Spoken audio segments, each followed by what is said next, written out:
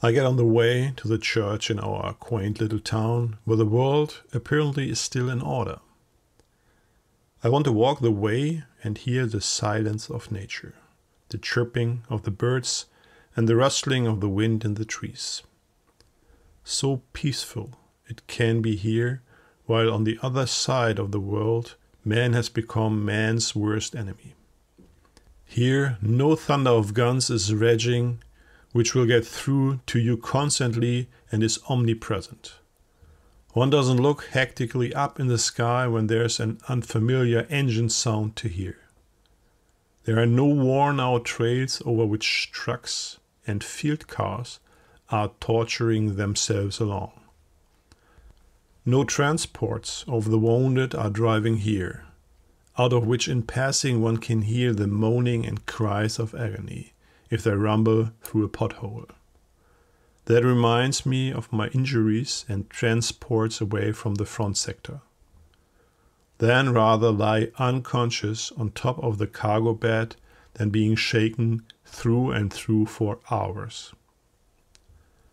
I'm using the old field trails on the way to the cemetery, where the old chapel reaches up to the sky. Certainly many are already there and looking forward to the ceremony. I pass a patch of woods where we played soldiers as kids.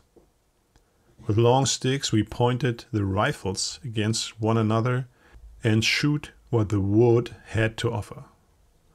We fought wearing shorts in the brush, always the legs cut up and the shirts dirty. I remember the trouble from father if mother had to do laundry again. But it was always a lot of fun, and whoever was hit had to lie down and count to 20. What fun back then. And now, whoever is hit remains lying down forever. No counting, no more child play. In the distance, I already see the church tower. I take a shortcut and walk across the meadow. There suddenly engine sound. Already my body gets tense. I don't want it, but it simply happens. I can see myself slightly ducked down, halfway squatted, scouting out the sky, ready to jump and throw myself down into the nearest cover. I slowly move forward and strenuously look at the sky. My left foot slips away to the right. I look down. Of course, a cow pie that I stepped into completely. Now I see the source of the sound. A Junkers 52 is slowly passing over our town, just as it wants to make fun of me. Now, here I stand with my uniform and the pretty boots full of cow crap. Well then, get at the darn remnants of the regurgitators. Quickly the boot is cleaned off. Now I do need to hurry. But with this minefield, I'd rather be careful. Now this won't happen to me again. On my way to the churchyard, the Hitler Youth boys come storming at me. With proud chest, they walk alongside me in lockstep, just as if it was going to a parade. They joke and giggle boisterously, and I see over and over again the big eyes admiring the uniform and decorations. In front of the church, many people have gathered. They all dressed pretty, armed with flowers and garlands. I suspect also with a lot of rice in their pockets. Many from my father's shooting club are there, even a few soldiers in uniform from the town. We walk inside. The church is well attended. I go up front to the pastor and stand in my spot. The bells start ringing. Quickly the last seats are taken. After a perceived eternity, the ringing fades. Very slow, the big, heavy double-wing doors of the church open up. Now she's coming inside, my Gudrun, the prettiest bride in the world. At her arm is her father, who will now be my father-in-law soon. In measured steps, it goes towards the altar. Under the veil I can well recognize the clear blue eyes and the full red lips of my dream wife. She gives me a smile, but I notice despite this that she is very tense. Just in front of the altar, Gudrun's father hands over her hand, and in an almost whispered but still grumpy sound, he gives his daughter to me with the words, "Now you're the man who has to take care of her." With a smile, the old warhorse and veteran of the World War turns about dashingly. He hasn't lost that skill. Only his leg injury still makes him limp slightly as he's walking back to his seat. Now we are standing next to and looking at each other. Everything vanishes out of my head. I only have eyes for her. The pastor holds a nice speech. I feel like I'm in the clouds. When we give each other the "yes I do," a sobbing goes through the church, and the gathered females outdo each use in quiet sniffles. I'm also close to tears, but have to keep my composure now. I kiss Gudrun and feel as if having arrived after a long journey. Yes, the heaven of matrimony. We docked there, and now the world is all open to us. All in the church rises, and we stroll through the center, aside through the nave. The large double-winged doors are open. The organist plays beautifully, the bells start ringing for all to hear. Here someone got married. Happiness is on display. Look here and share the joy with us. As we step out into the sunlight, we are reluctantly having rice tossed at us. The shooting club is at attention, and underneath a gauntlet of sabers, we walk to our car. It's been nicely done. With flowers and small ribbons, we allow ourselves to be celebrated a little longer and graciously accept all well wishes. The parents of the bride are already on their way to the village inn. There will be coffee and cake for all. I'm happy that my sister is among the guests as well. A smile flashes across her face when she sees me. I'm in good spirits that she will forget the pain for a few hours. If Willy could be here now, she would really be something happening. He could turn an entire ballroom into laughter.